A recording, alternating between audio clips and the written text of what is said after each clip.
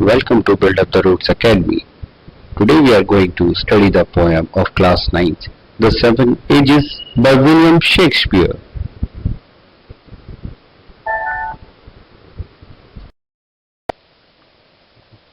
Now come to the poem.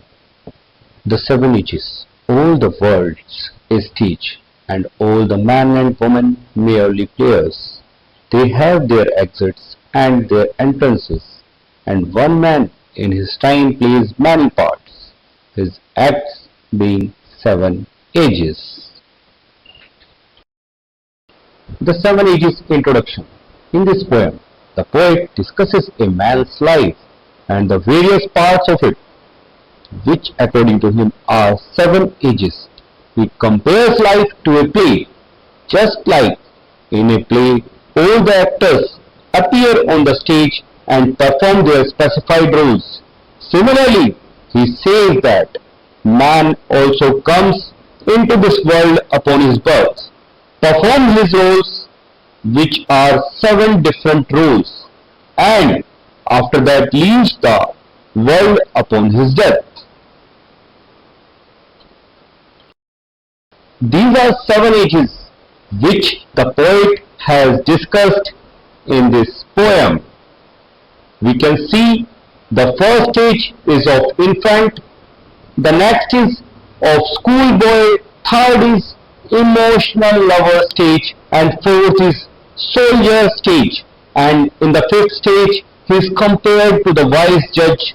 In the sixth stage, he is compared to the clueless old man. And the last stage, he is compared to the court. These are seven ages These are the which seven the stages poet which has are discussed in this poem. The first stage is the We can see the first stage is of infant, the next is of schoolboy, third is emotional lover stage, and fourth is soldier stage. And in the fifth stage, he is compared to the wise judge. In the sixth stage, he is compared to the clueless old man. And the last stage, he is compared to the court. These are seven ages. अभी तक बच्चों हमने देखा William Shakespeare ने world को एक stage से compare किया है और इस स्टेज पे हर एक आदमी आता है और जाता है। आने को कंपेयर किया है उसने बर्थ से और जाने को कंपेयर किया है डेथ से। इन बिटवीन जो वो रोल प्ले करता है वो उसकी लाइफ की स्टेजेस हैं। तो बेटा जी फर्स्ट स्टेज इस इन पोएम की इन लाइंस में हम डिस्कस करते हैं फर्स्ट स्टेज को। At first the infant mewling and puking in the nurse arms. तो बेटा जी म्यूलिंग का मतलब होता है क्राइंग रोना। प्यूकिंग का मतलब होता है सिक होना या वॉमिटिंग करना। ठीक है। नर्स, यहाँ पे नर्स का मतलब है कोई भी care taker, that can be a nurse, that can be a mother. ठीक है बच्चे, इन लाइंस में जो पोएट कहता है उसकी एक्सप्लेनेशन पढ़ता हूं मैं थोड़ा सा अभी। The first stage is described to be that of an infant whose role is to cry in order to give the signal that he or she is hungry or is sleepy. It vomits and is sick during this stage, meaning that the first age is when the human being is physically weak and helpless. It needs the support of a caretaker. तो बच्चे इसमें simple यही बताया गया है कि पहली जो स्टेज होती है एक इन्फेंट की स्टेज होती है जिसमें एक बच्चा रोता है ये सिग्नल देने के लिए कि वो भूखा है। ठीक है, या वो सोना चाहता है तो इसके लिए वो रोता है, वो हेल्पलेस है, वो डिपेंड है अपनी मदर पे हर एक चीज के लिए। वो खाने के लिए डिपेंड है, वो सोने के लिए डिपेंड है। उसकी माँ जब आएगी गले से लगाएगी, प्यार से सुलाएगी, तभी उसको नींद आएगी। ठीक है, तो वो क्या है हर एक काम के लिए अपने केयर टेकर पे डिपेंड है। तो यहाँ पे जो फर्स्ट स्टेज में दिखाया गया है कि ह्यूमन बीइंग फिजिकली वीक होता है, हेल्पलेस होता है और वो उस स्टेज में उसको केयर टेकर की जरूरत होती है। Now in this slide we will discuss the second stage.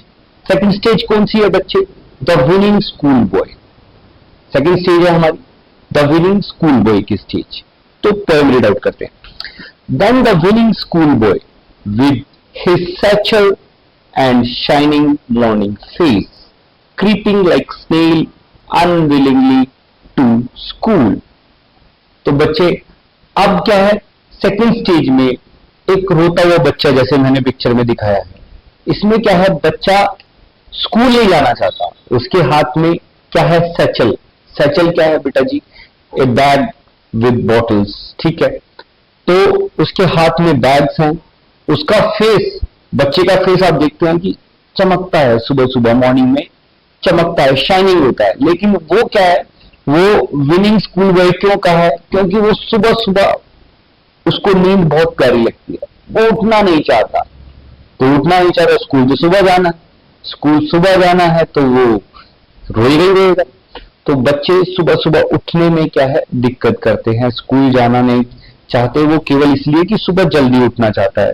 फिर स्कूल के टाइम पे उन्हें खेलना पसंद है, लेकिन उन्हें फोर्सफुली वहां पे बैठना पड़ता है, पढ़ना पड़ता है। तो यहाँ पे क्या है, वो स्कूल के लिए तैयार भी हो जाता है, लेकिन वो धीरे धीरे क्रीपिंग लाइक स्नेल, मतलब जैसे स्नेल रेंग रेंग के चलता है, धीरे धीरे चलता है, वो इस तरीके से स्कूल के लिए जाता है। और स्कूल वो जाना नहीं चाहता है। इस पूरे पैराग्राफ में ये बताया गया है। इसकी एक्सप्लेनेशन देखते हैं हम थोड़ा सा आगे बच्चे। हाँ तो बच्चे यहाँ पे पूरी एक्सप्लेनेशन दी गई है। इसमें वर्ड सैचल, सैचल का मतलब है small bag for carrying school books. School books को कैरी करने के लिए स्मॉल बैग होता है, उसको इन्होंने सैचल बोला है, ठीक है। तो बेटा एक्सप्लेनेशन पार्ट पे आते हैं। The second age is when a human carries out the role of a student who whines and complains about school. The student carries a small bag containing the school books. The face is glowing with sleepiness and fatigue as the student has to wake up early to reach school. The student moves as slow as a snail while dragging his feet as he goes to school against his wishes. The student wishes to stay at home and relax and play instead of studying. तो बच्चे वही चीज बताइए जो मैंने आपको पहले बताई कि सुबह सुबह बच्चा जो है वो उठने में उसको दिक्कत होती है, वो उठता है, उसका फेस ग्लो करता है, लेकिन ग्लो किस तरीके से करता है, स्लीपीनेस, मतलब चेहरा तो ग्लो कर रहा है उसका, लेकिन उसके चेहरे पे नींद सी दिख रही है, ठीक है। अब वो स्कूल नहीं जाना चाहता है, वो सुबह सुबह स्कूल जाने के लिए जल्दी उठना नहीं चाहता है।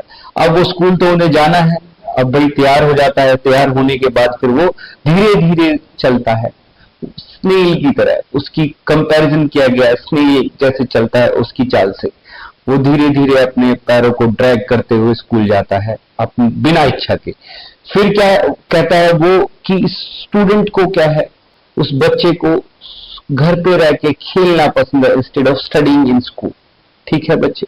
नाउ नेक्स्ट, इस स्लाइड में बच्चे कुछ डिफिकल्ट वर्ड्स हैं जो हमारे इस पोएम में अभी तक हमने जो पैराग्राफ्स पढ़े हैं उनमें यूज हुए हैं। म्यूलिंग मैंने जैसे कि बताया था आपको, क्राइंग, रोना, बच्चे का रोना, उसको म्यूलिंग बोलते हैं। प्यूकिंग, वॉमिट करना, उसका बीमार होके वॉमिट करना, उसको प्यूकिंग बोलते हैं। Satchel, A small bag for carrying school books, उसको सैचल बोलते हैं। वोफुल, वोफुल का मतलब होता है वेरी सैड, ये वर्ड आगे आएगा अभी हम पढ़ेंगे। तो पार्ड, पार्ड मतलब यहाँ पे पार्ड से मतलब है बेटा जी लेपर्ड का, ठीक है, लेपर्ड से मतलब है, ठीक है। कैनन, कैनन का मतलब होता है एक तोप, तोप बोलते हैं हिंदी में, या फिर हम कह सकते हैं इसको a big gun that fired, ठीक है। Cannon balls made of iron, जो कैनन की बॉल्स होती हैं वो आयरन की बनी होती है, मतलब वही तोप टाइप के होती है कैनन, ठीक है। कैपोन, कैपोन का मतलब होता है a male chicken very big and fat, ठीक है। ओट्स, ओट्स का मतलब होता है सोलम प्रोमिसेस, या फिर हम बोलते हैं शपथ लेना, ठीक है। जस्टिस का मतलब होता है जज। सॉज मतलब होता है सेइंग्स, सेइंग्स मतलब उसकी बड़ी बड़ी बातें या कहावतें, ठीक है बच्चे। तो इस स्लाइड में ये सारे डिफिकल्ट वर्ड्स हैं, अपनी नोटबुक में नोट कर लेना, इंपॉर्टेंट है। Now comes to the third stage. इस थर्ड स्टेज में विलियम शेक्सपियर ने ह्यूमंस को कंपेयर किया है द इमोशनल लवर से, द इमोशनल लवर से। वो इमोशनल लवर कैसा है, साइन लाइक फर्नेस, फर्नेस होता है बेटा जी भट्टी, आग की भट्टी, साइन मतलब होता है गहरी सांस लेना, आहें भरना जिसे कहते हैं। तो मैं थोड़ा सा एक बार पोएम के कुछ लाइंस ये रीड करता हूं मैं। And then the lover sighing like furnace with a woeful ballad made to his mistress eyebrow. इसके एक्सप्लेनेशन पार्ट पे चलते हैं बच्चे, वहां पे मैं एक्सप्लेन करता हूं। हाँ तो बच्चे, now come to the explanation part of the third stage. The third part of the life cycle is youth. When humans fall in love, their faces are bright red with excitement and it looks as if smoke would come out if they would shy. मतलब कि उनके जो face को एक furnace से compare किया गया है। फर्नेस मतलब होता है आग की भट्टी। ऐसा लग रहा है जैसे वो अगर गहरी सांस लेंगे तो उनके सांसों में से स्मोक निकल के आएगी। ठीक है, इस स्लाइड में देखेंगे आप, their faces are bright red with excitement and it looks as if smoke would come out if they would shy. They sing a sad romantic songs to express their love to the one they desire and how sad they would be if their love would not get accepted. तो बच्चे इसमें क्या है, एक lover से ही compare किया गया है स्टेज में ह्यूमन बीइंग्स को। ठीक है, now comes to the fourth stage. In the fourth stage the human beings are compared to a soldier. कुछ लाइन्स है यहाँ पे पोएम की बेटा। Then a soldier full of strange oaths and bearded like the part, jealous in honor, sudden and quick in quarrel, seeking the bubble reputation even in the cannon's mouth. अब oath का मतलब होता है बेटा जी शपथ, या फिर इंग्लिश में हम कह सकते हैं solemn promises. पार्ट का मतलब है यहाँ पे लेपर्ड से, रेपुटेशन का मतलब है फेम या फिर इमेज से, कैनन का मतलब मैंने आपको बताया था बिग गन या फिर हम कह सकता हूं तोप से। ठीक है बच्चे, नाउ इसके एक्सप्लेनेशन पार्ट पे चलते हैं। Now come to the fourth stage. Fourth stage is of youthful soldier. When humans are full of strange promises and ideals, they are as fierce, dedicated and courageous as a leopard. They have traits such as jealousy, impulsiveness and hot-headedness. At this phase of their lives, they are in a rat race where they fight against each other in order to emerge victorious and come on top. They seek fame even in the most dangerous situations, such as looking into a cannon's mouth when it is being fired. अब बच्चे इसमें क्या है, human beings को इस stage में एक soldier से कंपेयर किया गया है। ऐसा सोल्जर जिसके लिए उसका जो फेम है, उसका जो नेम है, उसका जो ईगो है, वही उसके लिए सब कुछ है। उसके अंदर इस तरह के ट्रेट्स, जेलसी, इंपल्सिवनेस, हॉट हेडेडनेस हम आराम से देख सकते हैं इस स्टेज के अंदर। इस स्टेज के अंदर वो है डेडिकेटेड होता है और साहसी होता है जैसे कि लेपर्ड, लेकिन वो क्या है इस स्टेज में सबसे आगे भागना चाहता है, सबसे आगे बढ़ना चाहता है। इसके लिए वो डेंजर से डेंजर सिचुएशन में भी घबराता नहीं है, और वो इवन उसने ऐसी सिचुएशन को कंपेयर किया है जिसमें कि वो एक तोप के मुंह के आगे खड़ा है और वो फायर होने वाली है, वो तब भी नहीं डरता है। इतनी खतरनाक सिचुएशन को इसने जो है पिक्चराइज किया है। ऐसी सिचुएशन में भी उसके लिए जो है अपनी ईगो, अपना जो स्वाभिमान है वो सबसे प्यारा होता है, वो पीछे नहीं हटता, वो डरता नहीं। Now come to the fifth stage. In the fifth stage, the human beings are compared with the wise judge or justice. यहाँ पे क्या है, इंसान की वो एक आती है जिसमें वो हर एक चीज को अच्छे से समझने लग जाता है, जज करने लग जाता है। उसके पास बहुत सारे लाइफ के एक्सपीरियंसेस हैं और वो इन एक्सपीरियंसेस से यूथ को गाइड करना चाहता है। ठीक है, देखते हैं बेटा जी, अभी पोएम की कुछ लाइन देखते हैं। And then the justice in fair round belly with good capon lined, with eyes severe and beard of formal cut, full of wise saws and modern instances, and so he plays his part. तो बच्चे अब इसके कुछ difficult word देख लेते हैं. Justice का मतलब जज है ही. कैपन, कैपन मीन्स होता है बेटा जी ए मेल चिकन. ए मेल चिकन को बोलते हैं हम कैपन. और वो चिकन नॉर्मल नहीं, वो बहुत ही बड़ा और फैट चिकन. ठीक है बच्चे. तो सॉस का मतलब होता है सेइंग. सॉस का मतलब होता है सेइंग. सॉस का मतलब होता है सेइंग. ठीक है बच्चे. अब क्या है, थोड़ा सा एक्सप्लेनेशन पार्ट पे चलते हैं.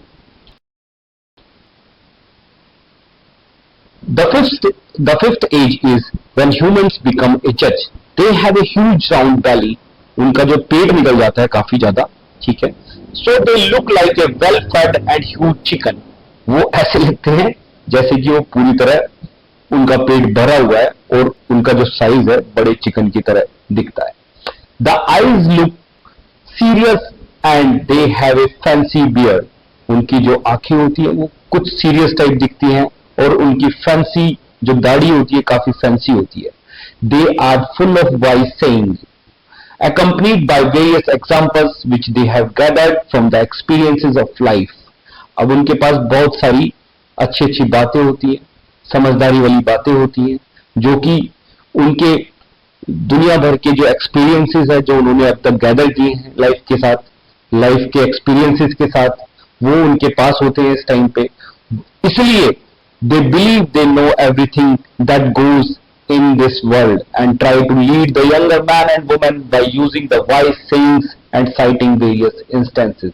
इसलिए वो आज के जो यंग है, जो यूथ है, उसको गाइड करना चाहते हैं अपनी तरह तरह के इंस्टेंसेस और अपनी वाइज बातें सुनाकर. Come to the sixth stage, the clueless old man.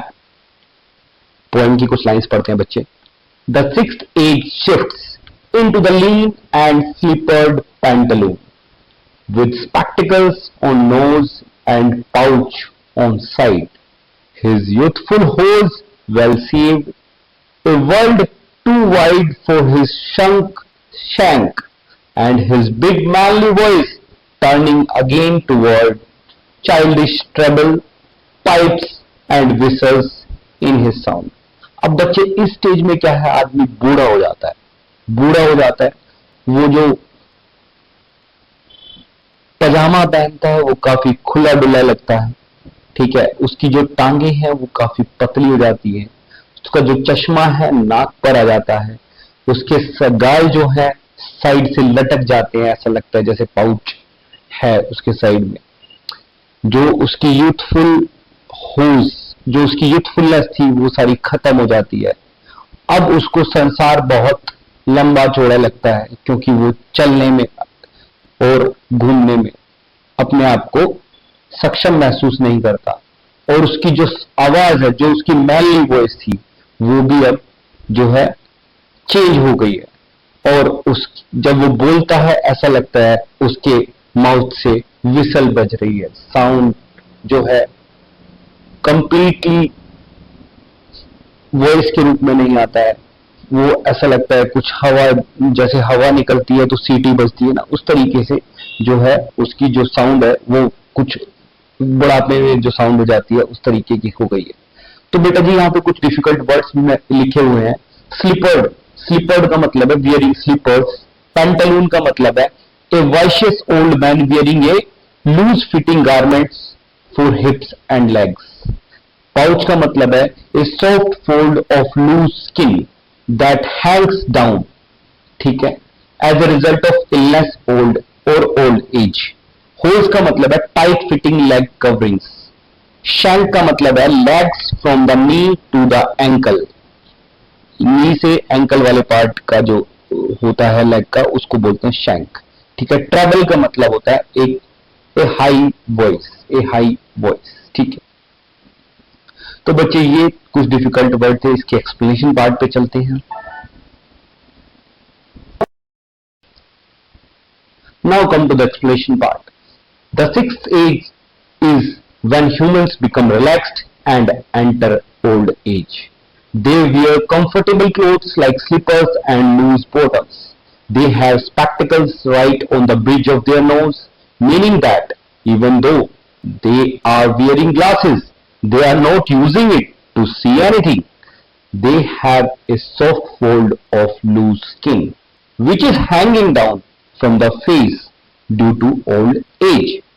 He does not wear his tight leggings anymore, as the tights are too loose for him, meaning that he has shrunk or has lost a lot of weight due to old age. His deep, manly voice too has changed to a high-pitched voice due to old age. He now sounds as if he speaks in trebles or has a pipe or a whistle in his voice box. Okay, but next stage. Now come to the last stage. कुछ लाइनें हैं ये poem. The whistles in his sound, last scene of all that ends this strange eventful history, is second childishness and mere oblivion. Sense teeth, sense eyes, sense taste, sense everything. Now come to the explanation part. बच्चे.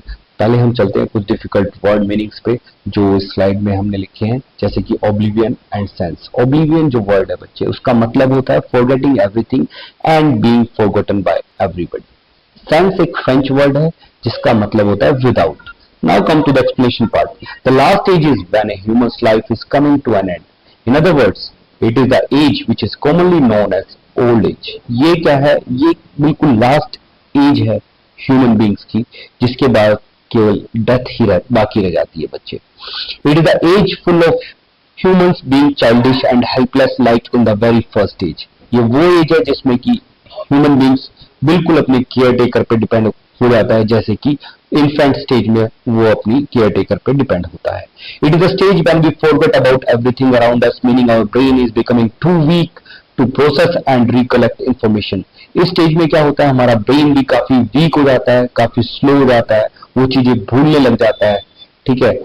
और we also get forgotten as the rest of the world moves on and carries out their respective roles. हम भी उस stage में क्या है, लोग भी हमें भूल जाते हैं, क्योंकि उन्हें क्या है, अपनी जो आगे बढ़ने की दौड़ में आगे बढ़ना है. They do not take the effort to care for the humans who are in the last or old age. This reflects the nature of the children and grandchildren who neglect their parents or grandparents in order to do the rest of their roles perfectly. People at this age tends to live without their teeth, eyes, taste buds and loved ones. Meaning that they not only lose their physical features but also everyone in their family. अब बेटा जी जो line थी वो sans teeth, sans eyes, sans taste, उस line की explanation इन last की 3 lines में है. People at this age tend to live without teeth, sans means without, without eyes, without taste buds and without loved ones. ठीक है बच्चे, इस तरीके से हमारा ये वाला जो 6th स्टेज भी कंप्लीट होती है बच्चे. Now come to the difficult words. ये कुछ डिफिकल्ट वर्ड जो बेटा जी हमारे इन लास्ट के 2-3 पैराग्राफ्स में यूज हुए हैं, इनको आप देख सकते हैं. First word is slippered. Slippered means wearing slippers. Pantaloon. Pantaloon means a funny old man on whom other people play tricks. Pantaloon का मतलब होता है a funny old man on whom other people play tricks. मतलब जिसकी जो पतलून है वो बिल्कुल खुली डुली होती है, बिल्कुल एकदम लूज होती है. ठीक है. पाउच. पाउच का मतलब है a soft fold of loose skin that hangs down. मतलब गाल का लटकना, उससे कंपेयर कर सकते हो आप इसको. ठीक है. जो कि वो ओल्ड एज में होता है हर किसी के साथ. होज. होज का मतलब होता है बेटा जी tight fittings, leg coverings. Shank. Shank जो है नी से नीचे एंकल तक का जो पार्ट होता है लेग्स का, उसको हम शैंक बोलते हैं. ट्रेबल का मतलब होता है एक हाई वॉइस. ठीक है. ओब्लिवियन का मतलब मैंने आपको बताया था, forgetting everything and being forgotten by everybody. Sans एक फ्रेंच वर्ड है जिसका मीनिंग होता है विदाउट. स्लाइड में बच्चे विलियम शेक्सपियर के बारे में थोड़ा सा बताया गया है. उसका जो पीरियड था 1564 से 1616 तक था. ठीक है. उसका जो बर्थ हुआ था स्ट्रैटफोर्ड अपॉन एवोन में हुआ था. ठीक है. He is considered by many to be the greatest dramatist of all time. He wrote 154 sonnets, 2 long narrative poems, and about 3 dozen plays. Shakespeare used poetic and dramatic means to create unified aesthetic effects. In verse, he perfected the dramatic blank verse. अब थोड़ा सा बच्चे इस poem को हम summarise कर लेते हैं, द 7 एजेस को. The scenes in the play are compared to the 7 ages in the man's life. A man performs 7 different roles on the worldly stage. His birth marks his entry on the stage. The first stage is that of the newborn infant who is crying and vomiting in his mother's arms. The second stage is that of a school-going boy who is bright but sad as he is forced to go to school. The third stage is that of young boy, a teenager, who is infatuated towards a girl. He sings sad songs in her praise. The fourth age is that of a soldier who is angry and brave. He is ready to die but wants to immortalize himself. The fifth stage is of a wise man who is a judge. He is full of wisdom and advice. The next, sixth stage is that of an old man who is mocked at by youngsters. His pants have loosened for him and his voice is gradually becoming childish. The last, seventh stage is an infirm, extremely old man. He is like a baby. This is his second forgetfulness and loses his teeth, vision. Finally, a man exits the world stage upon his death. इस slide में हम देखते हैं बच्चे कुछ poetic devices. इस पूरी की पूरी पोएम में कोई राइम फॉलो नहीं किया गया है, इसलिए हम इसको फ्री वर्स बोलेंगे. क्या बोलेंगे? Free verse.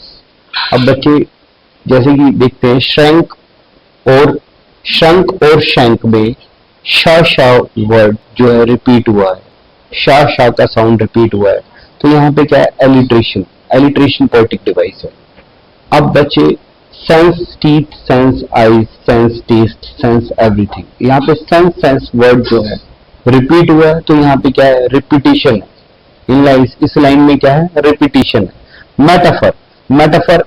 अब मेटाफर क्या है बच्चे? यहाँ पे जो वर्ल्ड को एक स्टेज से कंपेयर किया गया है, मैन एंड वुमेन को प्लेयर्स से कंपेयर किया गया है. ठीक है, तो यहाँ पे मेटाफर पोएटिक डिवाइस है. सिमिल में भी क्या है? बच्चे को, स्कूल जाने वाले बच्चे को कहा गया है कि वो क्रीप कर रहा है जैसे कि स्टेल करता है. लाइक वर्ड यूज हुआ है, जैसे लाइक वर्ड जहां पे यूज होता है वहां पे क्या है? सिमिल होता है. क्या होता है? सिमिल होता है. ठीक है बच्चे. Last is hyperbole.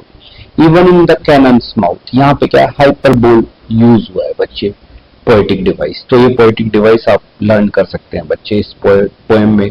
और भी आप ढूंढ सकते हैं, जैसे पोएम पढ़ेंगे तो आपको खुद मिलेंगे.